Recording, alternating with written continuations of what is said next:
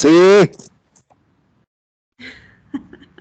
Es que se escuchan bien bajito, ya por fin escuché, pero ya le subí el volumen aquí. A ver, alguien que le pueda subir el volumen a la tele, por favor.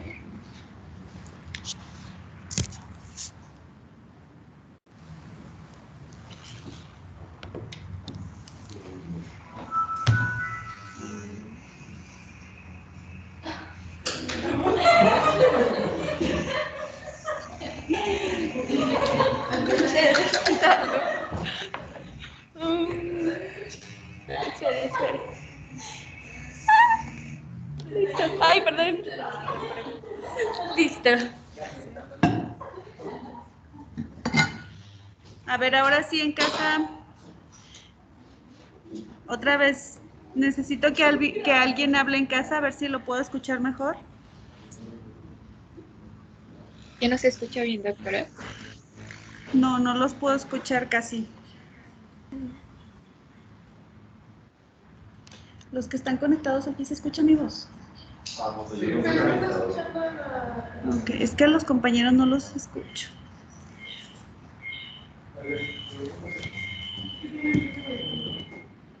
De hecho ya está haciendo interferencia esta cosa. A ver.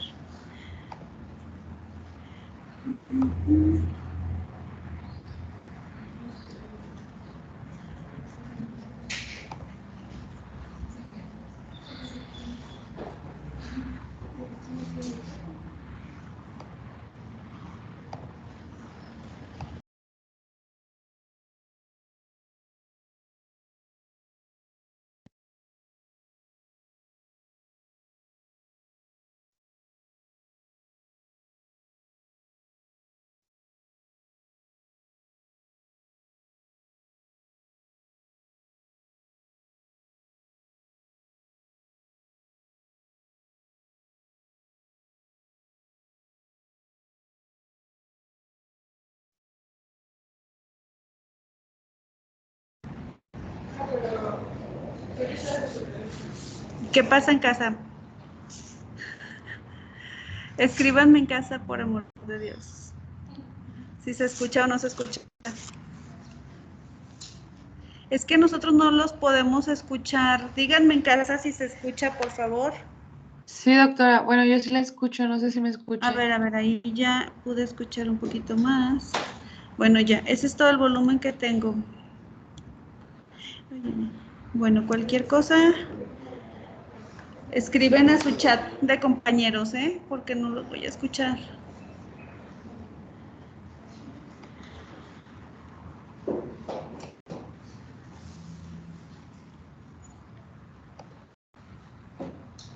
¿Ven la pantalla completa en casa?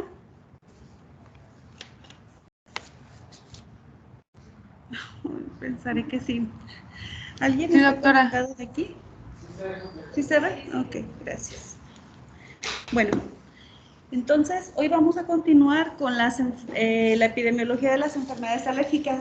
Con esto empezamos la nueva unidad temática. Les decía que las unidades, o como está dividido el programa, es por unidades temáticas. Entonces vamos a tratar de ver con un mismo formato de presentaciones y esto, toda una unidad temática. No va a ser presentación 1, presentación 2. O sea, sí, pero dentro de la unidad temática 1 y luego dentro de la unidad temática 2, así va a ser más fácil para ustedes estudiar. No sé si se van a ajustar los tiempos o no, por decir que todo logremos abarcar cada unidad temática para cada examen. Eso sería lo ideal, pero vamos viendo. Para el primero, ahí sí vamos a ver todo lo que vimos de la unidad temática 1 hasta genética. Esa presentación se me desfasó un poco por las mismas cuestiones de la compu, entonces esa está separada y dice clase 5 o algo así, pero ya está en Teams, es la que vimos la última vez. Abarcaba hasta genética y ahora la unidad temática 2 empieza con la epidemiología de las enfermedades alérgicas y vamos a dar inicio entonces a esta parte. Vamos a hablar principalmente de las 5 enfermedades más comunes en la alergología, que son el asma, la rinitis alérgica, la dermatitis atópica, alergias alimentarias, urticaria y anafilaxia. Entonces, ya después de un mes de clases vamos a saber qué es la alergia. Es una respuesta anómala por parte de nuestro sistema inmune frente a elementos de nuestro propio entorno que en condiciones normales no deberían de suponer ninguna amenaza para nosotros. Es decir, comerte un cacahuate no debería ser ningún problema, ¿no? Pero en un sistema inmune que está con una respuesta normal, pues nos causa toda una cascada de reacciones del sistema inmune que nos provocan los síntomas responsables de las enfermedades alérgicas, ¿sale? Esta se va a producir por distintas causas habituales y, como hemos visto, tiene cada vez lugar en más individuos, principalmente de Occidente y de los países desarrollados. Ya vimos por esto de la teoría de la higiene, que se ha visto que a un microbioma menor desarrollado, mayor probabilidad de desarrollar enfermedades alérgicas. Vimos que también, o vamos a ir viendo que también la contaminación nos produce que tengamos mayor prevalencia de estas enfermedades. Entonces, como les decía, comerte un cacahuate, un grano de polen o la leche de vaca nos van a provocar una reacción intensa y la secreción o la respuesta que produce todos los síntomas de la alergia. Entonces, entrando a la epidemiología, resulta que las enfermedades alérgicas las vamos a estar abreviando ahorita en esta presentación como EEAA, ahí como la tiene en la presentación.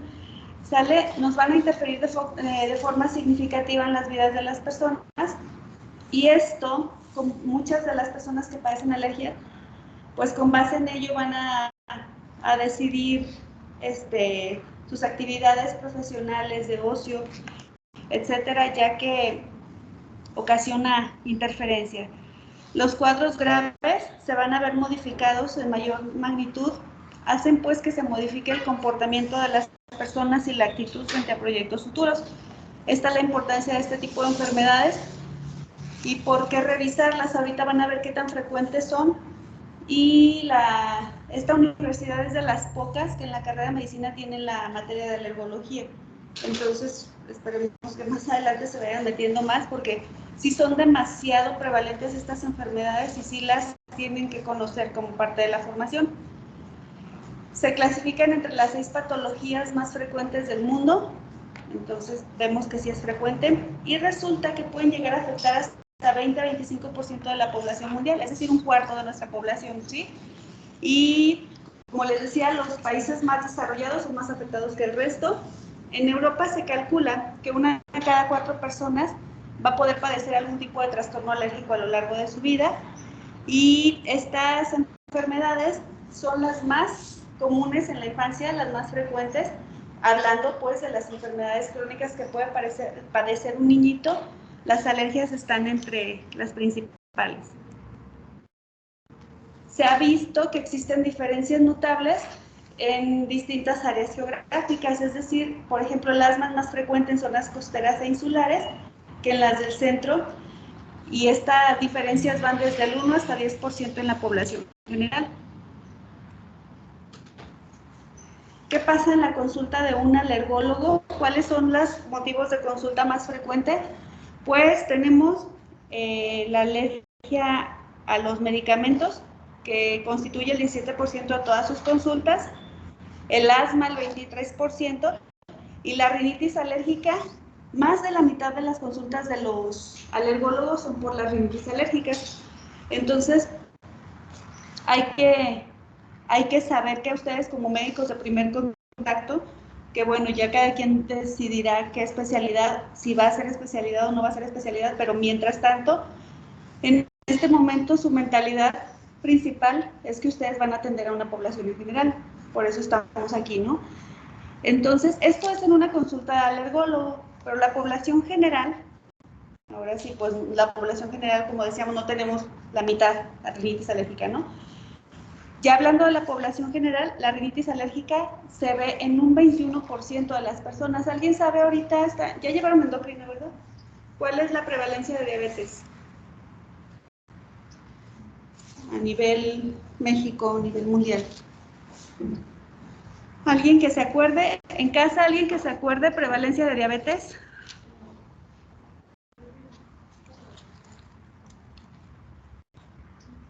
Bueno, en México andan por el 20%. Entonces, para que se den una idea, la rinitis alérgica anda en 21%. La alergia a alimentos varía, ya que es a 3 a 5% en niños y es menor en los adultos, un 2%. Y la dermatitis atópica se estima que un 4% de la población general. Ahora, ¿cuál ha sido la tendencia que lleva esta epidemiología? Ya que la frecuencia, la prevalencia se va modificando, ¿no?, con el transcurso del tiempo. Cuando era la segunda mitad del siglo XX, pues de ahí para acá se ha multiplicado hasta por 5 la prevalencia en los países desarrollados. Como veíamos, las influencias del ambiente en los países desarrollados, la genética, pues ha hecho su parte y hasta por 5 se ha multiplicado. Entonces vamos rapidito. Sí parece que ahorita hay una tendencia, en la última década se ha visto que se están estancando las enfermedades, ya no estamos creciendo, e incluso ha habido un ligero decrecimiento de estas enfermedades. Quizás vamos a ver más adelante por la conciencia que se está creando ya en los países más desarrollados, que luego nos va a llegar a nosotros seguramente. Entonces, como les comentaba, llegan a interferir estas enfermedades alérgicas con la vida cotidiana. Muchas veces estas enfermedades pues son consideradas como enfermedades banales. Dices, bueno, si tienes rinitis, pero ¿qué tan grave puede ser, no? O si tienes dermatitis atópica, pero pues nadie se muere de eso, no es como que tengas una hipertensión arterial que ponga en riesgo tu vida, no es como una insuficiencia cardíaca. Pero, bueno, si lo vemos así, las enfermedades alérgicas sí pueden afectar grandemente la calidad de vida. Afortunadamente, los casos graves son los menos, pero hablando de calidad de vida y de desarrollo de la persona, sí nos afecta muchísimo. Resulta que más del 60% de los pacientes con enfermedades alérgicas admiten limitaciones en la actividad física y en el trabajo.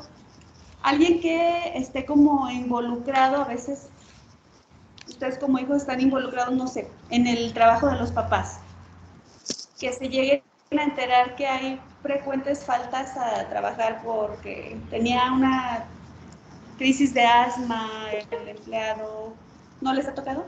O porque tenía muy mal la rinitis, cosas de este tipo. Bueno, si se involucran, van a ver que son motivo frecuente, ¿sí? Casi la tercera parte admite limitaciones en la conducción de los vehículos, porque obviamente la calidad del sueño se ve interrumpida. Y un paciente con rinitis alérgica, por más raro que parezca o fumado que parezca, si le llega a agarrar como una crisis de estornudos, de secreción nasal, de prurito nasal, prurito ocular, pues obviamente sí necesita parar y limpiarse y estar bien porque no lo puede controlar. Entonces, por eso es la limitación.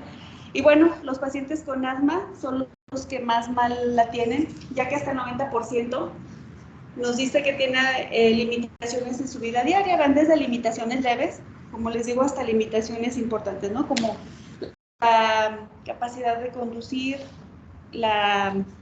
en su trabajo igual. Hay un estudio que se llama Alergológica que se hizo en 2015 y este nos comprueba que los pacientes alérgicos tienen una peor calidad de vida que la población general. Esto lo valoraron mediante este cuestionario, que es un cuestionario precisamente que evalúa eso, la calidad de vida en diferentes aspectos. Nos evalúa la movilidad de estos cuestionarios. Hay para muchas enfermedades, para muchas especialidades. En este caso nos evalúa qué tanto afecta en la movilidad, qué tanto afecta en el autocuidado, qué tanto afecta en las actividades cotidianas, qué tanto afecta por el dolor o el malestar y ansiedad y depresión. Y si ustedes se fijan, afortunadamente en la movilidad y el autocuidado, pues son las que tienen menos porcentaje, ¿no?, de casos que están afectados, es decir, el azul, pues no es azul clarito, ¿cómo se llama este azul? Bueno, el azul más clarito es el que nos habla de que no hay afectación. La mayoría, por fortuna, en la mayoría de las actividades no tienen ninguna limitación. El azul más fuerte hay una limitación leve, el azul verde o verde podríamos decir, se refiere a una limitación moderada, el naranja a una limitación grave y ya el verde oscuro a extremo. Entonces, los que tienen mayor afectación están en el lado de dolor y malestar y ansiedad y depresión. Como ustedes pueden ver, son los que están más afectados, ya sea por un grado leve o un grado moderado. Y los graves, como les decía, son los menos y los extremos pues son nulos. ¿Cuál sería un caso grave o un caso extremo? Pues en el caso de las anafilaxias. O una crisis, obviamente, una crisis asmática severa. Bueno, como les decía, alteraciones en el sueño. Para la rinitis alérgica, más de la mitad de los pacientes las presentan. Hay mayor riesgo de desarrollar síndrome de apnea obstructiva del sueño y más del 40% están con la somnolencia diurna. ¿Qué nos ocasiona todo esto? Pues que las actividades cotidianas se ven limitadas, que hay bajo rendimiento escolar y laboral y que hay mayor riesgo de sufrir accidentes como les decía. Hay que checar los que están pensando si tienen o no rinitis, si tienen más sueño del que deberían. Yo sé que cuando uno estudia esto siempre hay sueño, pero si tienen más sueño del normal, hay que checar que no sea por esto.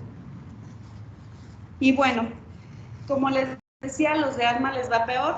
¿Qué pasa en la alteración del sueño para los de asma? Si no llevan su tratamiento, que se van a ir enterando que una gran parte de los pacientes no lleva el tratamiento porque le vale o cree que con solo el rescate de salbutamol la puede sobrellevar, pues estos pacientes tienen 75% de ellos alteraciones en el sueño, pero un asma con tratamiento se mejora hasta quedar en un 30% la proporción de pacientes con alteraciones del sueño.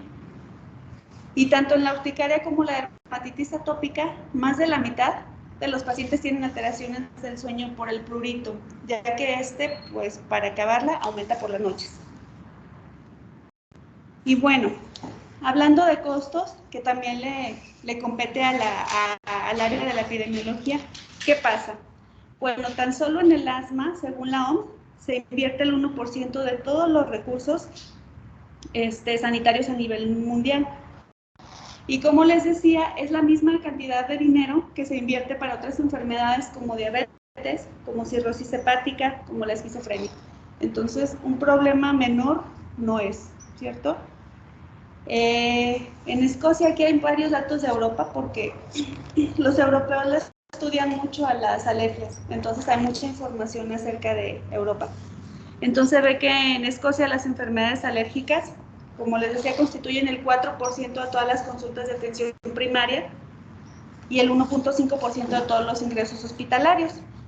Resulta que se gastan 150 millones de euros al año, que serían aproximadamente 100 millones por paciente, 100 euros, no 100 millones, 100 euros por paciente año, ¿sale?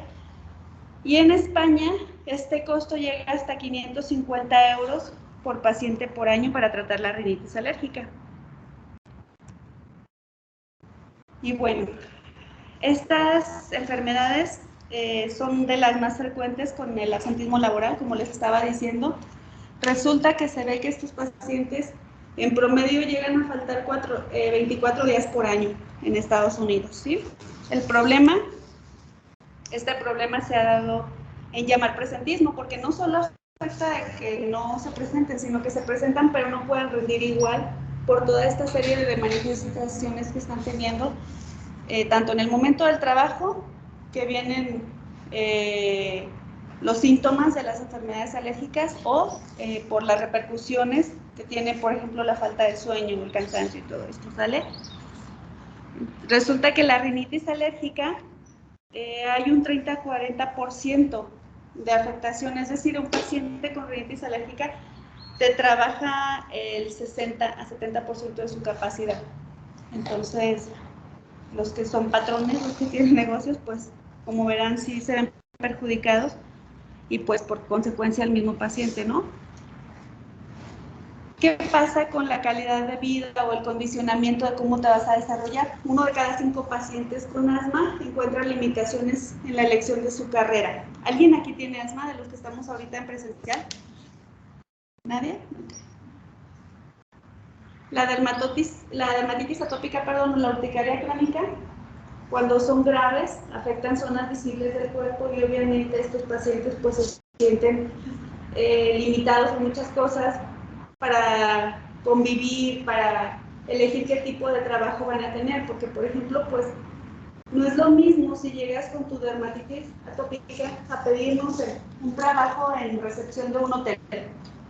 Me imagino que ni tú como paciente te atreves, y también no sé qué políticas tengan las empresas, pero es probable que digan, pues no es el mejor aspecto. Y bueno, resulta que en la aparición de enfermedades alérgicas de origen ocupacional, como la rinitis, el asma, o estos se llaman ocupacionales porque son inducidos por sustancias o condiciones en el trabajo. Aquí no interfiere que si tienes una genética, que si tienes algunos hábitos de vida, no. Aquí se ha descubierto que el directamente involucrado es tal exposición a sustancias que hay en el trabajo, entonces con ellos obviamente tienen que reorientarse a conseguir un trabajo o ver dónde van a estudiar por estas cuestiones, porque pues si eligen un trabajo donde se vaya a desarrollar un asma, pues no va a ser viable, ¿no? Y esto pues obviamente lleva a mermas en sus ingresos económicos y a desarrollar su carrera profesional.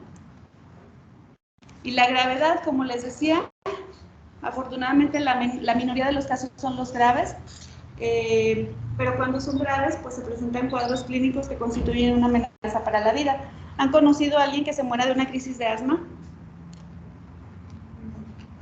Bueno, hay casos desafortunados de pacientes, incluso, no sé, 13, 14 años que llegan con una crisis de asma severa y no los alcanzas a intubar y se acaban muriendo. Entonces sí puede llegar a ser grave estas enfermedades, y se estima que 250,000 personas en todo el mundo mueren de asma cada año, o al menos van a cortar su vida, ¿no? Por las secuelas. De las reacciones más graves, pues ya saben, las anafilácticas, como les decía, el shock anafiláctico, que supone una falla multiorgánica, pues son las que 3 a 10 nuevos casos al año por cada 100,000 habitantes y nos ocasionan la mortalidad en estas personas. Y ahora, hablando concretamente de cada una de las enfermedades, estos fueron datos generales. Si se fijan, agarramos de asma, de urticaria, de rinitis. Ahora vamos a hablar en específico de cada enfermedad. ¿Qué es el asma? Pues la Organización Mundial de la Salud y el Instituto Nacional del Corazón, en el año 1993, establecieron esta Iniciación Global para el Asma, conocida como GINA. ¿Ya están hablando en neumología de esto de GINA? ¿No? ¿Todavía no llegamos? Ok. Bueno, van a escucharla mucho. Están las guías GINA para diagnóstico y tratamiento del asma. Y bueno, esto fue creado pues como una estrategia para controlar y prevenir el asma. Entonces, esta sociedad GINA, o este consenso GINA, fue los primeros que definieron el asma como una enfermedad heterogénea y se centraron en la definición de sus características clínicas, que sería una limitación variable al flujo de aire y síntomas respiratorios de intensidad variable. Esto fue en lugar de las características patológicas y fisiológicas de la enfermedad. Se daba mucho a definir la enfermedad con base en estas características fisiológicas y patológicas, y GINA se va más hacia lo clínico, ¿no? Y ve que es una heterogeneidad de factores. Esto de asma es un problema global. 334 millones de personas en el mundo tienen asma. Se hizo un estudio por el Estudio Internacional de Asma y Alergias en la Infancia, que se abrevia como ISAC. ISAC lo vamos a estar viendo mucho, es un trabajo de hace poquito más de 20 años, que han venido ellos agarrando poblaciones principalmente para investigar asma, pero ha sido muy bueno porque así como, ¿cómo se llama la corte esta de cardio? Framingham. Esa corte Framingham, que ha agarrado millones de pacientes para investigar primero que si la insuficiencia cardíaca, luego que el impacto de la dislipidemia, luego que el impacto de, no sé, el tabaquismo, luego que cuántos pacientes con cardiopatía isquémica requieren un cateterismo y este tipo de cosas. Bueno, así esta cohorte la han agarrado desde hace 20 años, principalmente para asma, pero de ahí se han derivado muchísimos estudios y como podemos ver aquí, pues una buena cantidad de pacientes. Resulta que niños a 6 a 7 años agarraron 388,000, esto estamos hablando de 2003. Ahorita esa cohorte obviamente ya se incrementó, ya están estudiando más de 100,000 niños, supongo, ¿no? Y en los adolescentes en este punto tenían 789,000 o casi 800,000. Si se fijan, aquí participan varios centros a nivel mundial de diferentes países. Por decir, dicen, en México vamos a agarrar el Hospital Infantil de la Ciudad de México. Vamos a agarrar el Instituto Nacional de Nutrición. Vamos a agarrar el Hospital Civil de Guadalajara y vamos a agarrar el Hospital Hidalgo de Aguascalientes. Entonces, en estos centros, por ejemplo, en México hay 5 centros, que son los que les dije. En Estados Unidos hay 15 centros, y así es como funcionan estas cohortes. Y bueno, resulta que vieron cómo se estudiaba esto, y para los adultos adaptaron una cohorte que primero se usó para investigar la tuberculosis, y luego la adaptaron para hacer la encuesta de salud respiratoria, y de aquí es de donde se sacan todos los datos. Entonces se ve cómo el asma en la infancia, vamos a señalar, aquí como el asma en la infancia, investigaron a nivel mundial y principalmente Europa donde es más prevalente. Si vemos aquí, en los países europeos, Alemania, Francia, España, Italia, en estos países es donde tienen mayor prevalencia de esta enfermedad, y donde aún se pone más es en Nueva Zelanda y en América, en Costa Rica. Estos son los países que en los niños vieron que hay mayor prevalencia. Al igual, niños de 13 a 14 años, si ustedes se fijan, hay menos estrellitas rojas que en el de arriba. Esto es porque hay menos, la proporción es menor. Es decir, conforme son más pequeños, son más casos de asma, van creciendo y son menos casos de asma, según lo que se vio aquí en este tiempo. ¿Y el asma en el adulto? Bueno, tomaron de esta encuesta que les digo en salud 140,000 adultos de 22 países y se encontró una prevalencia del 11%. Se vio como entrevistaron a 178,000 adultos en 6 continentes y vieron cómo los países con mayor prevalencia, que están marcados en rojo, Australia, Suecia, Reino Unido, claro que sí, y Brasil, son los que vieron que tienen mayor prevalencia de asma. Y los que tienen prevalencia menor al 4%, Islandia, algunas partes de España, algunas partes, porque España es de los que tienen más, Alemania, Italia, Argelia e India.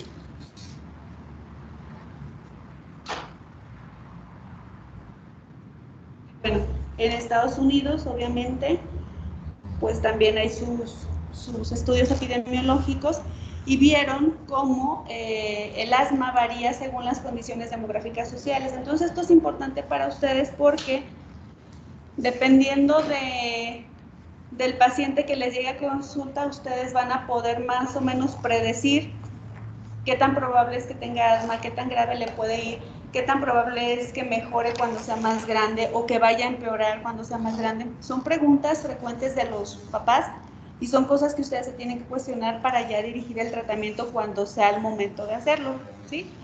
Entonces resulta que los niños reportan más asma que los adultos, como hemos estado viendo en las diapositivas anteriores, que las mujeres tienen más asma que los hombres, pero ojo, esto es solo de 0 a 17 años. Ya cuando son adultos, los hombres tienen más asma que las mujeres. Se vio que los que viven en pobreza también tienen más asma, Y los de ahí mismo de Estados Unidos, los asiáticos y los mexicanos son los que reportaron menos asma que todos. Entonces nosotros en cuestión de asma estamos en una, a nivel mundial pues somos de los que menos tenemos. Entonces, ¿qué pasa en la prevalencia? Pues que en 2009, en los Estados Unidos, como les decía, las mujeres tenían las tasas de prevalencia más altas en la población en general, pero en los niños de 0 a 17 años, los niños tenían una prevalencia más alta. Entonces, perdón, se los dije al revés, ¿verdad? Las mujeres tienen más, pero cuando son niños, los varones tienen más asma, ¿sí? Los puertorriqueños tienen la tasa de prevalencia más alta. Si se fijan, ellos se van a un 16.6%, y claro que ya están estudiando a los puertorriqueños por qué están desarrollando tanto asma. Las personas de raza blanca se van a 7.8%. Como les decía, es mayor en raza negra y menor en los asiáticos y los mexicanos. Los asiáticos 5.3% y los mexicanos 4.9%.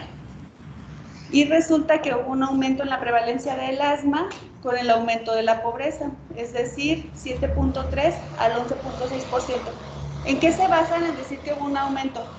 Pues agarraron la corte en 2001, por ejemplo, y la volvieron a agarrar en 2009 y se vio que en estas personas había aumentado. En 2001 tenían 7.3, por ejemplo, los pobres, y en 2009 ya eran 11.6 la prevalencia de asma. Entonces, como les decía, en esta tabla está ya más ejemplificado. Si vemos, es más común en mujeres, es más común en raza negra que en raza blanca, como se nos marca aquí en los verdes. Y los puertorriqueños tenían las tasas más altas, o tienen, y los mexicanos las tasas más bajas, junto con los asiáticos. Acá están los asiáticos, 5.3 y 4.9. Y como les decía, los que son pobres tienen mayor tasas de prevalencia de asma. Entonces, si se van a ir a hacer el servicio social a los lugares, municipios, obviamente allá la gente tiene menos recursos, se van a encontrar con más casos, de acuerdo a lo que ustedes ya aprendieron aquí. Y bueno, ¿qué pasa? En general, ya hablando en términos generales, la prevalencia de asma ha disminuido en los países ya desarrollados, en Europa, de habla inglesa, pero ha aumentado en África, América Latina y partes de Asia, por lo que ya estamos platicando. Esto puede reflejar que los europeos pues siempre van más adelante, luego nos llega todo a nosotros. Ellos ya primero hicieron su pico por las condiciones de su vida moderna, y ahora ya crearon más conciencia y están tomando ciertas medidas para disminuir esta prevalencia, y ya se notó aquí en los estudios. La rinitis alérgica, hablando de la misma corte que les digo, la ISAC, hubo 193.404 niños de 6 a 7 años en 6 centros, en 66 centros, perdón, de 37 países, mientras que la Sociedad para Enfermedades Respiratorias para Adultos, 15.394 adultos de 20 a 44 años. En niños, 304 de 13 a 14 años de 106 centros en 56 países, y resultó que en los niños de 6 a 7 años la tasa de prevalencia varió desde 2.2 a 24.2, y aquí los de 13 se fueron más arriba. Si se fijan en el asma, los de 13 a 14 eran menos, y aquí en rinitis alérgica los de 13 a 14 es más, es decir, en más grande empeoran más, ¿vale? Aquí fue su tasa de prevalencia de 4.5 a 45%. Y bueno, para la rinitis alérgica, las estimaciones de los adultos dijeron que era entre 11.8 y 46% de la población, con una mediana de 25%. Como les decía, un cuarto de la población tiene rinitis alérgica, ¿sale? Entonces, las tasas de prevalencia más altas en los países Australia, Francia, Nueva Zelanda, Suecia, Reino Unido y Estados Unidos. Y bueno, después de 9 años, como les decía, agarran pacientes en 2001, luego los vuelven a agarrar en 2009, o agarran pacientes en 2010 y luego los vuelven a agarrar en 2020 y ven cómo se modificaron las cosas. Y vieron que la tasa de incidencia de rinitis, 7.5 casos por cada 1000 personas años. Los hombres, mayor riesgo en la infancia y menor riesgo en la edad adulta, comparados con las mujeres. Los sujetos atópicos, mayor incidencia de rinitis. ¿A qué se refiere ser atópico? De los que estamos aquí, alguien que me diga a qué se refiere.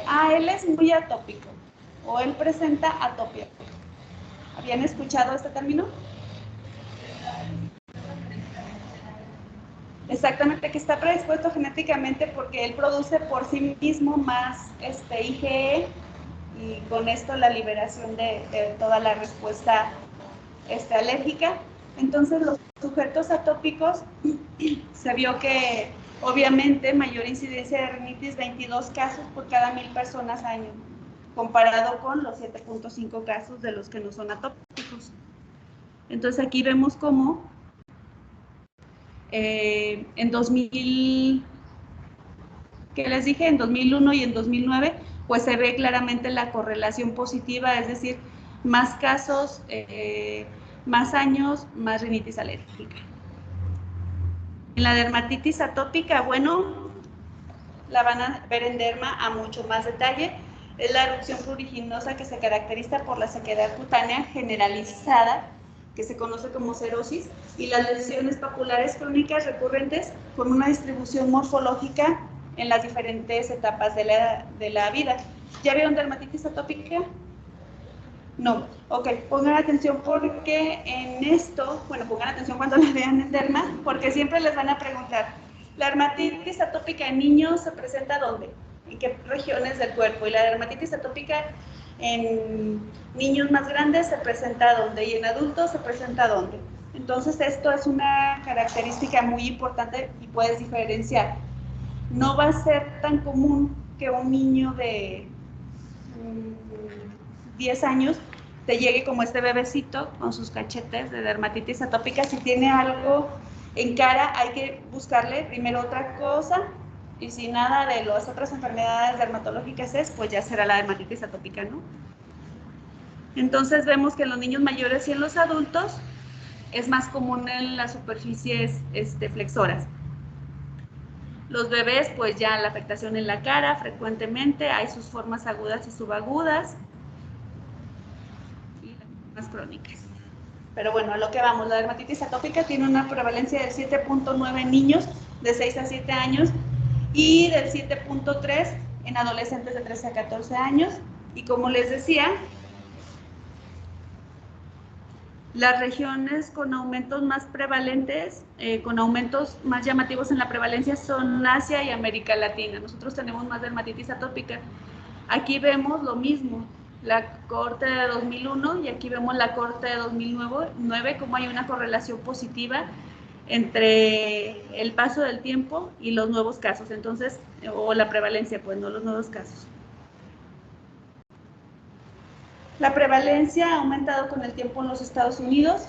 Los datos de la Encuesta Nacional en Salud, que se recopilaron entre el 97 y el 2001, nos muestran que la prevalencia de alergias cutáneas aumentó en niños de 0 a 17 años de 7.4, eran 7.4 en 1997, y resulta que en 2001 ya había 12.5. Hay que ver cómo estamos ahorita en 2020, ¿no? Los niños blancos no hispanos tenían la prevalencia más alta de alergias respiratorias, hasta 19.1, pero los niños de raza negra, mayor prevalencia de alergias cutáneas, es decir, la dermatitis atópica o la urticaria crónica. Y en cuanto a la alergia alimentaria, pues ¿a qué se refiere? Que es una reacción inmunomediada a un alimento, como decíamos, cosas que no deberían de hacerte daño, pues te empiezan a dañar por diferentes, la confusión de factores genéticos, ambientales, y resulta que te haces alérgico al cacahuate. ¿Alguien de aquí alergia a los alimentos? ¿Nadie? ¿A la leche? Aquí hay dos. ¿A cuál y a cuál? A los camarones, mariscos y también a los mariscos, de las más frecuentes. Entonces, las manifestaciones clínicas van a poder variar, ya sea que sean síntomas gastrointestinales, insidiosos en los casos no mediados por IgE, o en los síntomas que sí son mediados por IgE, es cuando se presenta la urticaria, el prurito, la tos, la sibilancia. ¿Les ha pasado alguna vez alguna reacción grave? Pues a mí nada más una, pues no sé si estuvo tan grave, más o menos. ¿Qué te pasó? Ay, ¿cómo te llamas? Kenia. A Kenia dice que más o menos. ¿Qué le pasa a Kenia? A ver si te escuchan. Pues ya me estaba poniendo un coctelito y ya como media hora después, empecé a sentir mucha comezón y como muchas, como ronchitas, como por toda la cara, la cabeza y hasta como el pecho. Y luego como que se me empezó a cerrar la garganta y ya no podía respirar. Fue eso. ¿Y te llevaron al hospital? Sí. ¿Y qué te hicieron? ¿Te inyectaron algo? No, ya como que ya se me había bajado y una tía me dio loratadina en gotas, entonces pues en lo que llegábamos pues estábamos como medio lejillos. Y ya nada más me dieron como pues loratadina con metametazonas por varios días y ya. Ok, se dio con antihistamínicos comunes como la loratadina y pues se autocontroló, ¿no? Se autolimitó. Ok.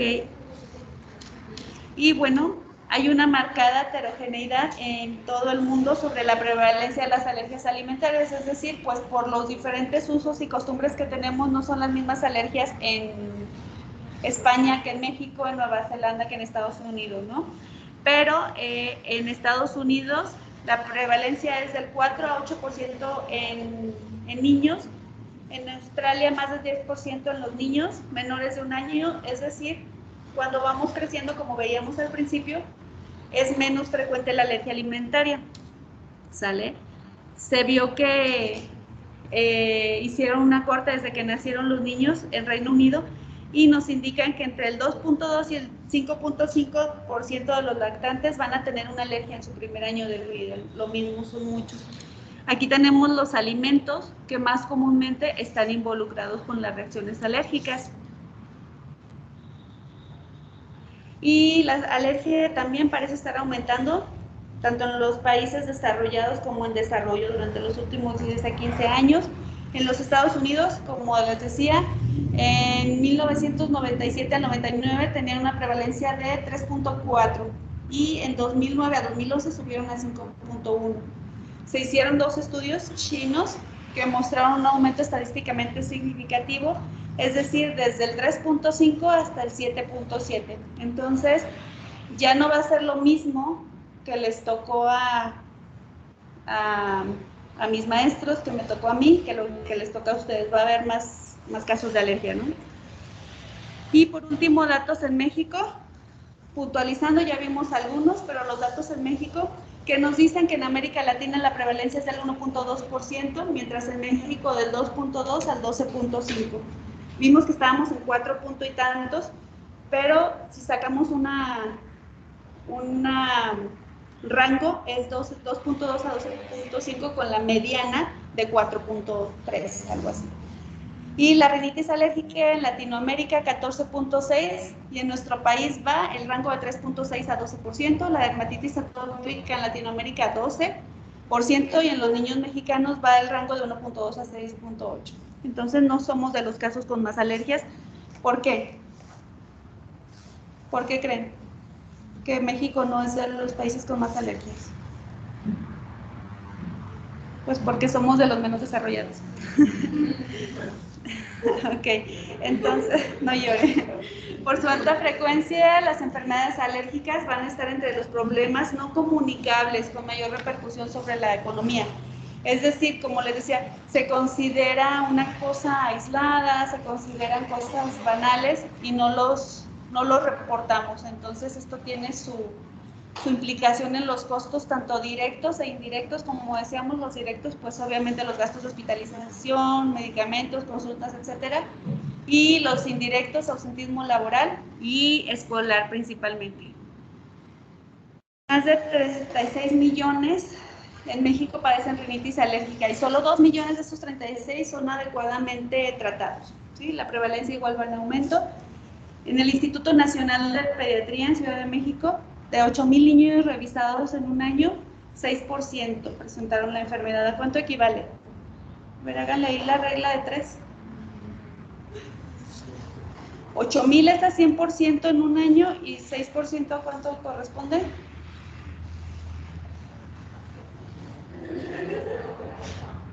Nada más los del lado izquierdo sacaron la calculadora, ¿eh? Ah, no, acá uno del derecho, sí. 480. 480 niños tuvieron la rinitis alérgica y bueno, la misma investigación arrojó que la rinitis alérgica tuvo la culpa de un ausentismo escolar entre 6.2 a 12 días. Todavía los adultos faltan más a trabajar, para mí que le hacen al cuento. Nada, se crean, pobrecitos. Y bueno, la alergia alimentaria, como les decía, la población infantil es la más afectada, entre más chiquitos más alergia alimentaria, prevalencia de 4.2 en niños de 3 a 5 años y de 3.9 en menores de 18. Proteínas de la leche, cacahuates, mariscos, frutos secos, huevo y trigo son los principales alimentos involucrados en la alergia. Y bueno, con esto acabamos epidemiología. Necesitamos 5 voluntarios de los que no han estado participando en las otras. Bueno, sí han participado todos, pero de los que de forma individual no han participado, 5 voluntarios. ¿Roberto? Creo que me escribió.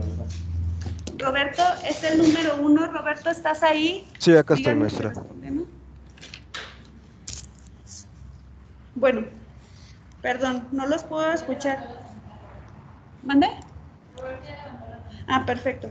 Roberto, figura 45.11 para mañana. Tú la vas a explicar así como hicimos en la primera vez. Voy a estar yo proyectando, vamos a hablar de los factores de riesgo para adquirir enfermedades alérgicas.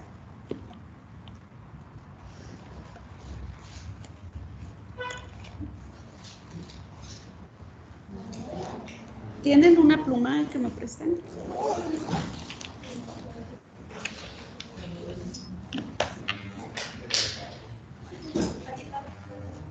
Gracias.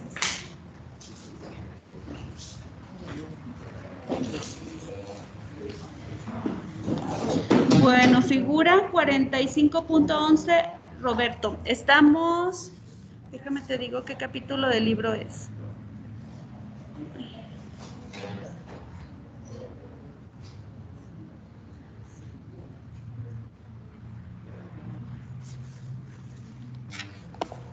Bueno, mientras tanto, ¿qué más voluntarios tengo?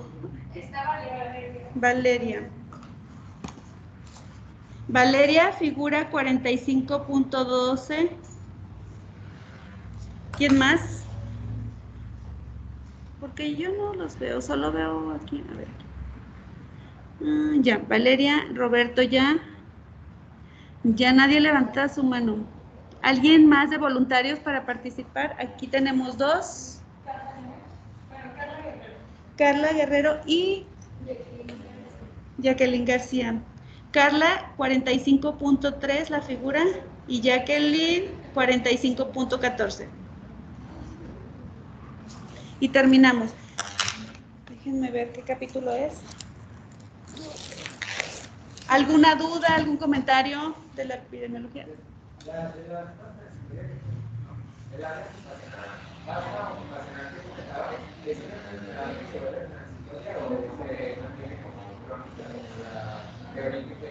Tiene un curso variable. En la mayoría de los casos, cuando quitas al paciente de la gente que lo está provocando, la mayoría de los casos remiten. Y hay otro tanto que se queda ya con asma persistente.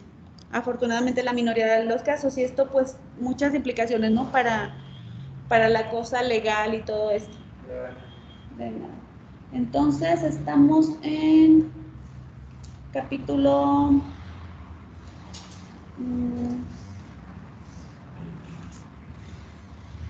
capítulo 45, chicos, los de las figuras. Capítulo 45 de su libro base, que es el Middleton's Allergy. De ese libro, el capítulo 45. Y ya tienen las figuras 45.11 Roberto, 45.12 Valeria, 45.13 Carla y 45.14 Jacqueline. Muchas gracias, los veo mañana a las 7. Que tengan buena semana.